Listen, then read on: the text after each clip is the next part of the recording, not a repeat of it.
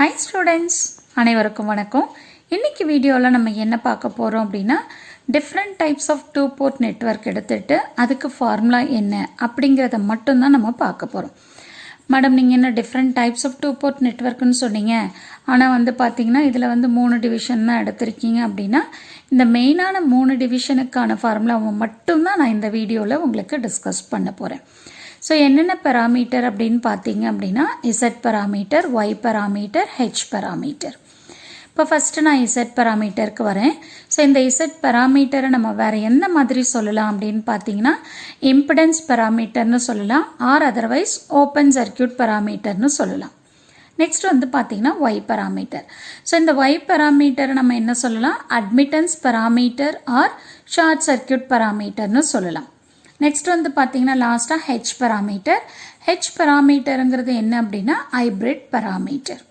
So இந்த 3 டிவிஷனை பற்றி தான் நம்ம பார்க்க போகிறோம். இதுக்கு என்ன ஃபார்முலா அப்படிங்கிறத. ஓகே, இப்போ வாங்க அடுத்தது பார்த்தீங்கன்னா இம்பிடன்ஸ் பெராமீட்டர்னு எடுத்துக்கிட்டிங்க அப்படின்னா அதுக்கு ஈக்குவேஷன் என்ன வரும் அப்படிங்கிறத ஃபஸ்ட்டு பார்த்துக்கலாம். ஸோ இதில் 2 ஈக்குவேஷன் வரும். 3 பெராமீட்டர்லேயுமே நமக்கு எத்தனை ஈக்குவேஷன் வரும் அப்படின்னா 2 ஈக்குவேஷன் வரும். ஓகே, இப்போ பாருங்கள், V1 is equal to Z11 I1 plus Z12 I2. V2 is equal to Z21 I1 plus Z22 I2. இப்போ இது நல்லா ஞாபகம் வச்சுக்கோங்க. இம்பிடன்ஸுங்கிறது என்ன அப்படின்னா it is a ratio of voltage divided by current.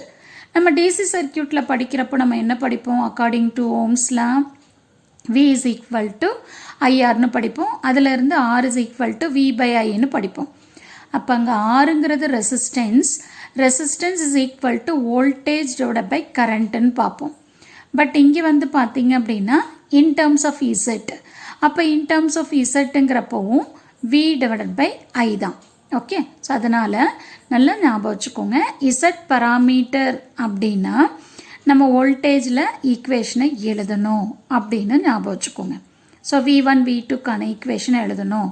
இப்போ இதில் பார்த்தீங்கன்னா என்ன வேரியபிள் வரும் அப்படின்னா I1 I2ன்றது வரும் அப்படிங்கிறத ஞாபகம் வச்சுக்கணும். ஓகேவா, சரி. அதே மாதிரி பார்த்தீங்கன்னா அட்மிட்டன்ஸுங்கிறது என்ன, இம்பிடன்ஸுக்கு ரெசிப்ரோக்கல் தான் அட்மிட்டன்ஸ். இப்போ இம்பிடன்ஸ் நம்ம என்ன ஃபார்முலா பார்த்தோம், V by Iன்னு பார்த்தோம். அப்போ இதோட ரெசிப்ரோக்கல் அப்படின்னா நமக்கு என்ன வரும், I by Vன்னு வரும், அவ்வளோதான். அப்போது நீங்கள் என்ன பண்ணணும், இந்த 2 ஈக்குவேஷன் எழுதணும்ல. அப்போது என்னென்ன ஈக்குவேஷன் எழுதணும், I1க்கு ஈக்குவேஷன் எழுதணும், I2க்கு ஈக்குவேஷன் எழுதணும் அப்படிங்கிறத ஞாபகம் வச்சுக்கோங்க. ஓகே, இங்கே என்ன வேரியபிள் வரும், V1 V2ங்கிற வேரியபிள் வரும். ஓகேவா, சரி. அடுத்தது ஹெச் பெராமீட்டர். ஹெச்ங்கிறது என்ன, ஹைப்ரிட், தட் இஸ் மிக்சர். இப்போ இசட் பெராமீட்டரும் வரும், அடுத்தது ஒய் பெராமீட்டரும் வரும். அப்போ இசட் பெராமீட்டர் அப்படின்னு சொன்னிங்கன்னா நம்ம என்ன பண்ணுறோம், வோல்டேஜில் எழுதுகிறோம் ஈக்குவேஷனை. ஓகே, அப்போ நல்லா ஞாபகம் வச்சுக்கோங்க, ஹெச் பெராமீட்டரில் ஃபஸ்ட் ஈக்குவேஷனை வோல்டேஜில் எழுதணும், செகண்ட் ஈக்குவேஷனை பார்த்தீங்கன்னா கரண்ட்டில் எழுதணும், தட் இஸ் I2ஓட வேல்யூ எழுதணும் அப்படிங்கிறத ஞாபகம் வச்சுக்கோங்க. ஓகேவா, ஸோ இது ஒரு ஷார்ட்கட் தான். நம்ம கம்பேர் பண்ணி படிக்கிறப்ப தான் நமக்கு பார்த்தீங்கன்னா இந்த ஷார்ட்கட் மெத்தடில் ஞாபகம் வச்சு பண்ண முடியும். ஓகேவா, ஸோ அதனால தான் இப்போ என்ன பண்ணியிருக்கேன், 3 பெராமீட்டரும் எடுத்து எந்த மாதிரி ஞாபகம் வச்சுக்கணும் அப்படிங்கிறத நான் உங்களுக்கு ஷார்ட்கட் கொடுத்துட்ருக்கேன். ஓகே, சரி. இப்போ இது ஈக்குவேஷன்ஸ் பற்றி நம்ம பேசிட்டோம். அடுத்து பார்த்தீங்கன்னா இந்த பெராமீட்டர்ஸை ஃபைண்ட் அவுட் பண்ணுறதை பற்றி பேசணும். இப்போ நம்ம பார்த்தீங்கன்னா 2 போர்ட்டோட பெராமீட்டரை தான் நம்ம டிஸ்கஸ் பண்ணுறோம், கரெக்டுங்களா? அப்போ 2 போர்ட் அப்படின்னா நமக்கு 2 போர்ட் இருக்கும். ஒன்று அவுட்புட் போர்ட்டு, இன்னொன்று இன்புட் போர்ட்.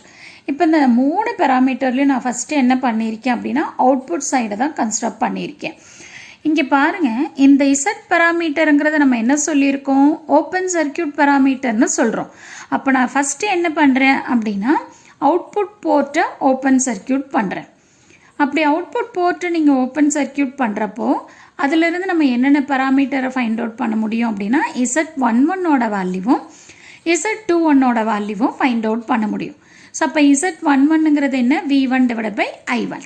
இங்கே நல்லா ஞாபகம் வச்சுக்கோங்க, 1 இருக்குது அப்படின்னா Z இஸ் ஈக்குவல் டு பேசிக்காக என்ன formula, Z is equal to V by I. 1 இருக்குது அப்படின்னா வோல்டேஜும் சஃபிக்ஸில் 1, கரண்ட்டும் சஃபிக்ஸ் 1. Z21, அப்போ 2ங்கிறது வோல்டேஜ் 2 வரணும், கரண்ட் 1 வரணும், அந்த மாதிரி ஞாபகம் வச்சுக்கோங்க. ஓகே, அப்போ V2 டிவைட் பை I1. ஓகேவா? ஸோ இது நம்ம என்ன பண்ணியிருக்கோம், அவுட்புட் சைடை வந்து நம்ம ஓப்பன் சர்க்கியூட் பண்ணியிருக்கோம். ஓகே, ஸோ இந்த 2 பராமீட்டர் கிடச்சிருச்சு. அப்போ Z11ங்கிறது என்ன அப்படின்னா ஓப்பன் சர்க்கியூட் இன்புட் இம்பிடன்ஸ். Z21ங்கிறது என்ன அப்படின்னா open circuit forward transfer impedance. ஓகேவா? அடுத்து நான் இப்போ என்ன பண்ணுறேன் அப்படின்னா இன்புட் போர்ட்டுக்கு போகிறேன். அப்போ இன்புட் போர்ட்டு நான் வந்து என்ன பண்ணுறேன், ஓப்பன் சர்க்கியூட் பண்ணுறேன். அப்படி பண்ணுறப்ப எனக்கு என்னென்ன பராமீட்டர் கிடைக்கும் அப்படின்னா Z12ஓட வேல்யூவும் Z22ஓட வேல்யூவும் கிடைக்கும். இப்போ Z12ங்கிறது என்ன பாருங்கள், இங்கே 1 ஸ்டார்ட் ஆகிருக்கு. கரெக்டாக? 1ங்கிறது வோல்டேஜ், 2ங்கிறது கரண்ட்டுக்கு வரும். அந்த மாதிரி ஞாபகம் வச்சுக்கோங்க.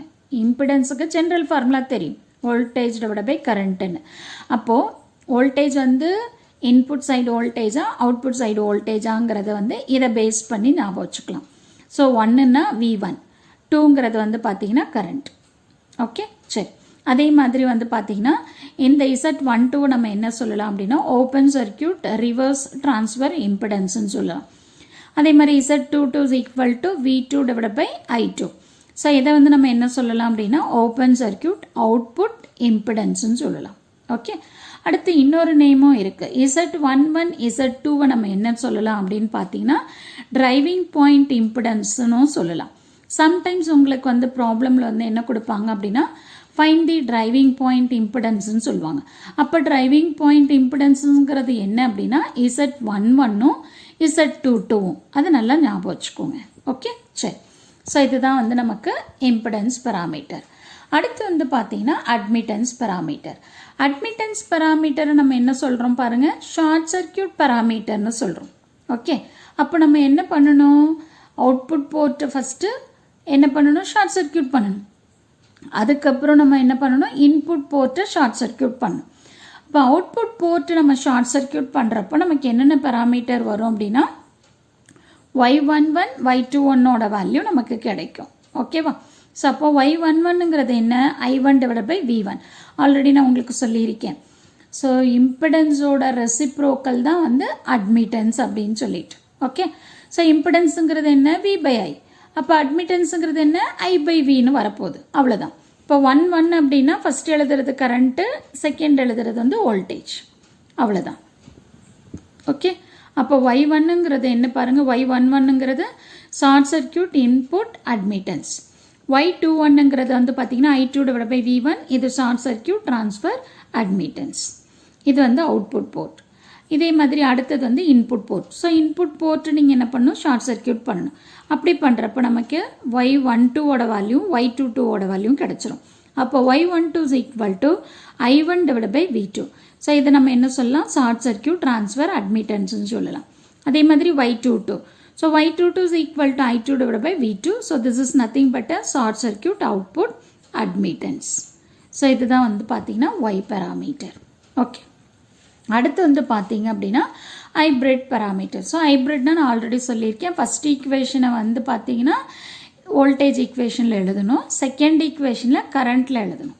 ஓகேவா? அதை நல்லா ஞாபகம் வச்சுக்கோங்க. ஸோ இது ஏன் அப்படின்னா இது ஹைப்ரிட். ஸோ இசட்டும் வரும், ஒய்யும் வரும், அதுக்காக. ஓகே, சரி. இப்போ இங்கே வந்து பார்த்தீங்கன்னா H11ங்கிறது என்ன அப்படின்னு பார்த்தீங்கன்னா அவுட்புட் போர்ட்டு நீங்கள் என்ன பண்ணணும், ஹைப்ரிட் பேராமீட்டரில் ஷார்ட் சர்க்கியூட் பண்ணணும். அது நல்லா ஞாபகம் வச்சுக்கோங்க. அவுட்புட் போர்ட்டு வந்து ஷார்ட் சர்க்கியூட் பண்ணணும். அப்படி ஷார்ட் சர்க்கியூட் பண்ணிவிட்டு ஃபைண்ட் அவுட் பண்ணுறப்போ நமக்கு H11ஓட வேல்யூ என்ன வரும், V1 டிவைட் பை I1ன்னு வரும். அடுத்து வந்து பார்த்தீங்கன்னா H21ங்கிறது I2 divide by I1. So அப்போ I2 டிவைட் பை I1ங்கிறது என்ன அப்படின்னா கரண்ட் கெயின். ஸோ இதை நம்ம என்ன சொல்லலாம் அப்படின்னா ஷார்ட் சர்க்கியூட் ஃபார்வர்ட் கரண்ட் கெயின்னு சொல்லலாம். ஏன் மேடம் இங்கே இப்படி சொல்கிறீங்க அப்படின்னா நம்ம இந்த சைடை வந்து ஷார்ட் சர்க்கியூட் பண்ணுறோம். ஓகேவா? அதே மாதிரி வந்து பார்த்தீங்கன்னா நியூமரேட்டரும் கரண்ட்டு, டினாமினேட்டரும் கரண்ட். அப்போ இது வந்து கரண்ட் கெயின்னு சொல்கிறோம்.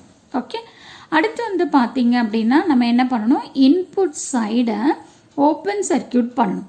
இதுவும் நல்லா ஞாபகம் வச்சுக்கோங்க. அவுட்புட் சைடை ஷார்ட் சர்க்கியூட் பண்ணுவோம், இன்புட் சைடை ஓப்பன் சர்க்கியூட் பண்ணுவோம். அப்படி ஓப்பன் சர்க்கியூட் பண்ணிவிட்டு நம்ம என்னென்ன வேல்யூ ஃபைண்ட் அவுட் பண்ணுவோம் அப்படின்னா H12ஓட வேல்யூவும் H22ஓட வேல்யூவும் கண்டுபிடிப்போம். அப்போ H12ங்கிறது என்ன அப்படின்னா V1 டிவைட் பை V2. அப்போ இது வந்து என்ன அப்படின்னா voltage gain, that is open circuit reverse voltage கெயின்னு சொல்கிறோம். அதே மாதிரி H22ங்கிறது வந்து பார்த்தீங்கன்னா I2 divide by V2. So this is nothing but a open circuit output admittance. So இதுதான் வந்து உங்களுக்கு ஃபார்முலா. ஸோ இந்த ஃபார்முலாஸ் தெரிஞ்சது, ஈக்குவேஷன்ஸ் தெரிஞ்சது அப்படின்னா நீங்கள் ஈஸியாக உங்களுக்கு வந்து ப்ராப்ளம் போடவும் யூஸ்ஃபுல்லாக இருக்கும். ஸோ அதனால் என்ன பண்ணுறீங்க அப்படின்னா இதை வந்து நீங்கள் நோட் பண்ணிக்கோங்க. ஸோ நோட் பண்ணிவிட்டு ஞாபகம் வச்சுக்கோங்க. எப்பவுமே ஒரு விஷயம் படிக்கிறோம் அப்படின்னா அதை நம்ம என்ன பண்ணணும், ஷார்ட்கட் மெத்தடில் ஞாபகம் வச்சுக்கணும். ஏன்னா நம்ம நிறைய படிப்போம். அப்போ நிறைய படிக்கிறப்ப நமக்கு என்ன ஆகும், கன்ஃபியூஸ் ஆகும். அந்த கன்ஃபியூஷன் இல்லாமல் இருக்கிறதுக்கு ஒன்று படிக்கிறதுக்கும் இன்னொன்று படிக்கிறதுக்கும் என்ன டிஃப்ரென்ஸ், அது எப்படி ஞாபகம் வச்சுக்கணும் அப்படின்னு படிங்க. ஸோ கண்டிப்பாக எல்லாமே ஈஸியாக இருக்கும். ஸோ இந்த வீடியோ எல்லாருக்கும் யூஸ்ஃபுல்லாக இருக்கும்னு நினைக்கிறேன். தேங்க்யூ ஃபார் வாட்சிங் திஸ்.